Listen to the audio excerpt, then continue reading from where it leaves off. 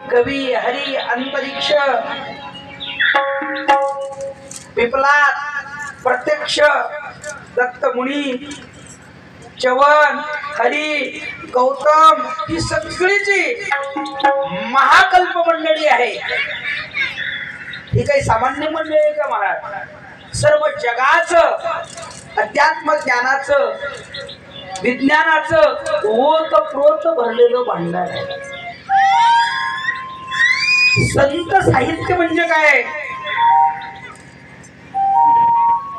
केवळ भावनिकता प्रदान करणारे शास्त्र नाही महाराज। संत शास्त्र हे जगातलं सगळ्यात मोठं सर्वांगाने नटलेलं शास्त्र आहे। जो कोणी या शास्त्राला घेईल स्पर्श करील विज्ञान आणि अध्यात्म या दोन्हीची ओतप्रोत सांगड या तत्वज्ञानामध्ये।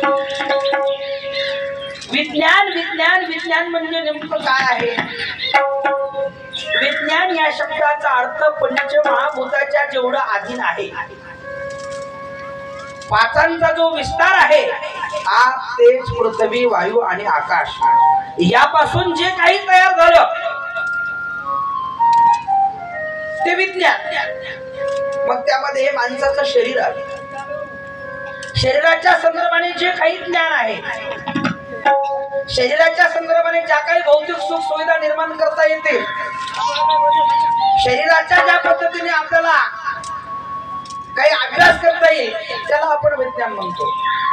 पण हे शरीर चालवणारं कोण आहे? माणसाच्या जीवनात प्रत्येक गोष्टीमध्ये द्वंद्व असल्याशिवाय कोणतीच गाडी चालत नाही। रेलगाडी धावते किती रुळावर? 2 रुळावर। बैलगाडी चालते किती चाकावर? म्हणजे गाडीला जर पुढे पळायचं असेल तर 2 चाक अति गरजेचे आहे। 2 व्हीलर जरी असली तरी तिला चाक किती आहेत? एका चाकाची गाडी आहे का? हा, तिकडे 60 चाकाची असेल, 65 चाकाची असेल, कोणत्याही चाकाची असेल, पण एका चाकाची गाडी। तसे ही जीवन यात्रा चालवताना माणसाच्या जीवनामध्ये 2 चाक महत्वाची आहेत। पहिलं विज्ञान रूपी शरीर आणि दुसरं अध्यात्म रूपी मन। अध्यात्म या शरीरामध्ये कोण सांभाळते? मन सांभाळते। आणि विज्ञान कोण सांभाळते? तर हे शरीर सांभाळते।